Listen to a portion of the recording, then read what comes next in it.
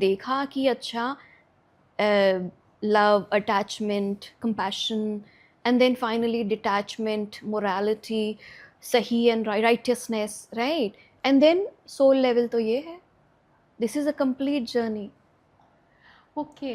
So वो उनके लिए एक योग है, वो meditative state है, right? वो एक्शन इन एक्शन के बीच का कॉन्फ्लिक्ट है, वो अपने और परायों को खो देने का कॉन्फ्लिक्ट है, वो इनर कॉन्फ्लिक्ट से गुजरे हैं ताकि जर्नी, स्पिरिचुअल जर्नी को पूरा कर पाएँ, वेरी नाइस। है ना?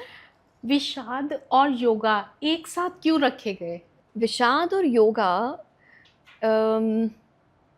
बेहतर वो समझ पाएंगे कि क्यों उन्होंने साथ रखे जिन्होंने भगवत गीता लिखी जी। है ना? पर एज पर माई अवेयरनेस, हम योग कब करते हैं? आप जाके ऋषिकेश में देखिए, इतने स्पिरिचुअल टूरिस्ट आते हैं बाहर से, हिंदुस्तान से, या जो लाइफ से हैरान परेशान है बेसिकली, अगर हम देखें दुनिया के हर कोने से, जी। राइट? तो वही लोग आ रहे हैं ना। तो जो परेशान हैं वो योग में जा रहे हैं। इज़न्ट इट ट्रू कि अगर विषाद नहीं होगा तो योग में आप पहुंचोगे ही नहीं? बिल्कुल। हाँ, अमेरिका ने, यूएस या मान लो बाहर की दुनिया ने एक ठप्पा लगा लिया है कि योग से योगा बना लिया है, पर योग अगर हम समझ रहे हैं तो it is not just the poses, it is more about ये मान लो बेसिक से शुरू करते हुए आपके मेडिटेटिव स्टेट तक। अष्टांग कहते हैं, 8 limbs of yoga, right? So Right. For Arjun this was the beginning for him, right. है ना? वो 8th लिम्ब तक पहुंचने के लिए वो बिगिनिंग थी, वो विषाद में जाना ज़रूरी था। तो एक योगिक स्टेट है उसके लिए, है ना? ट्रू। क्या सफरिंग्स ट्रांसफॉर्मेशन का डोरवे बन सकती है? सफरिंग्स, लेट अस अंडरस्टैंड, जब विषाद हुआ अर्जुन को तो एक सफरिंग डेफिनेटली था, तभी तो ट्रांसफॉर्मेशन आया, तभी तो उन्होंने पूरा धर्म अधर्म को हैंडल किया, राइट? सिमिलरली ह्यूमन लाइफ में भी क्या हो रहा है?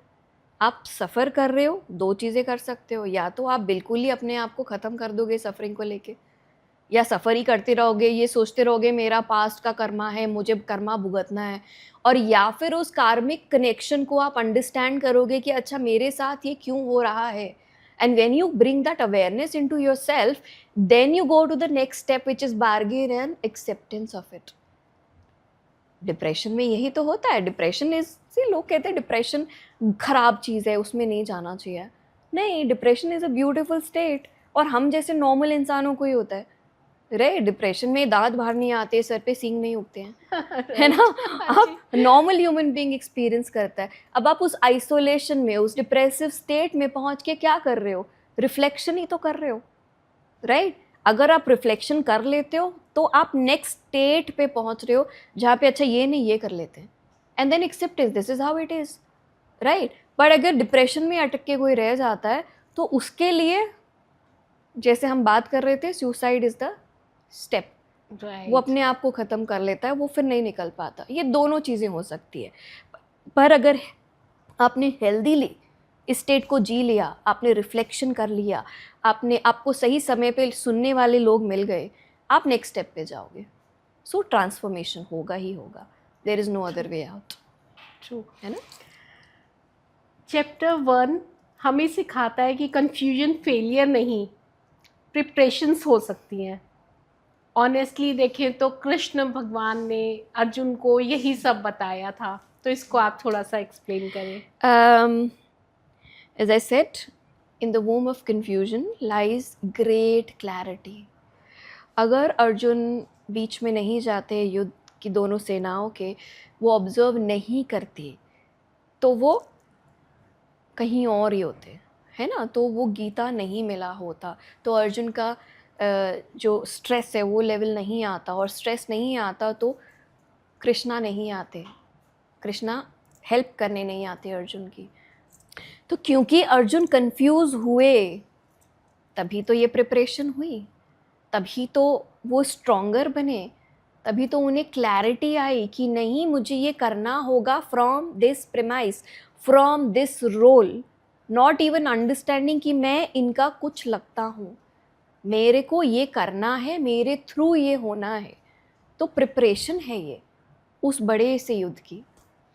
तो जितना मैं आपकी बात से समझ पाई, तो मुझे बहुत अच्छे से ये समझ आ रहा है कि हमें डिटैच होकर, जो फर्स्ट चैप्टर में समझाया कृष्ण भगवान ने अर्जुन को, कि डिटैच होकर आपको ये करना ही है मेरा नाम लेते हुए।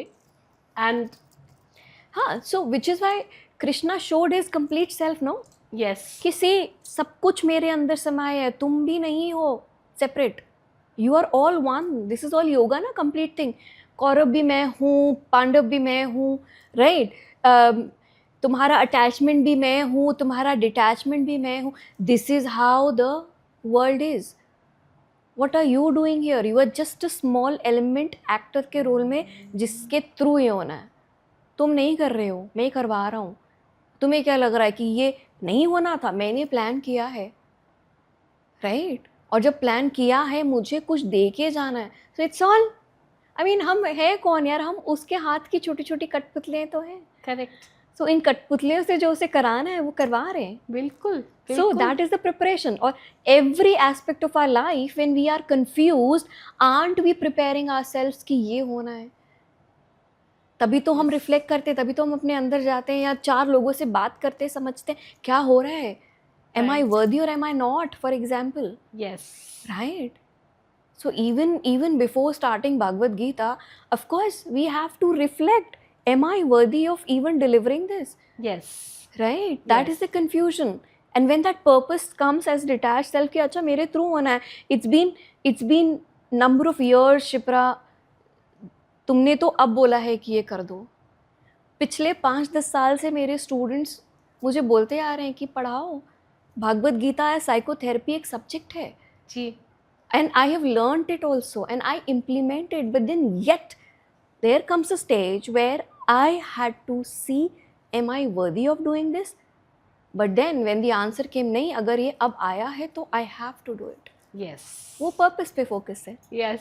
सेम एज अर्जुन, उसका क्या पर्पस है कृष्णा ने यही बताया, तो प्रिपरेशन थी उसके लिए, वो कंफ्यूजन होना।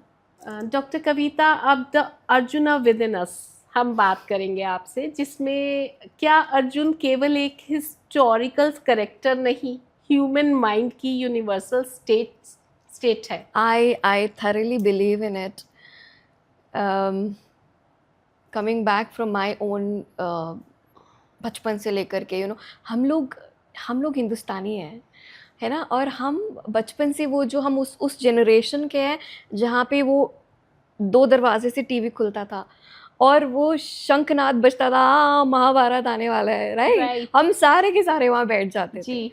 है ना? तो हम एज ह्यूमन बीइंग्स वो देखते आए हैं, वो समझते आए हैं, और वहीं से अर्जुन कब पढ़ते भी आए हैं, राइट? हमारे टेक्स्ट बुक्स में होता है, ठीक है? तो अगर हम वो देख रहे हैं तो from there, I being my self, I figured out कि अर्जुन का क्या था, एक फोकस था, राइट? उनकी, भैया उनको क्या दिख रहा है? सिर्फ मछली की आंख दिख रहा है।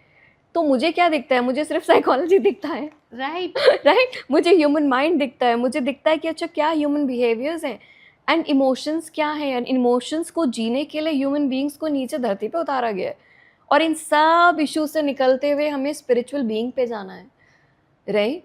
So yes, I can say not just me but in almost everyone, Arjun has become a state of consciousness, और हम सभी में एक अर्जुन है, राइट? चाहे हम अपनी स्टेट्स को देखें कि हम anger, fear, shame, guilt, anxiety, conflicts, inner conflicts, वो स्ट्रेस, वो टेंशन जो उन्होंने वहाँ फील करी होगी, हम आए दिन ये जी रहे होते हैं, राइट? और उन आए दिनों में हमें कृष्णा भी, जो एक स्टेट ऑफ कॉन्शियसनेस है, वो हमारे अंदर है, वो हमें गाइड करता है कि अच्छा ऐसे नहीं, ऐसे लेके जाओ, राइट? लाइफ ऐसे नहीं, ऐसे बेस्ट होगी, इस सिचुएशन में ये डिसीजन तुम्हारे लिए अति उत्तम होगा, वो करो, यस। है ना? तो ये दोनों ही, I would say not just Arjun, दोनों स्टेट्स हमारे अंदर हैं।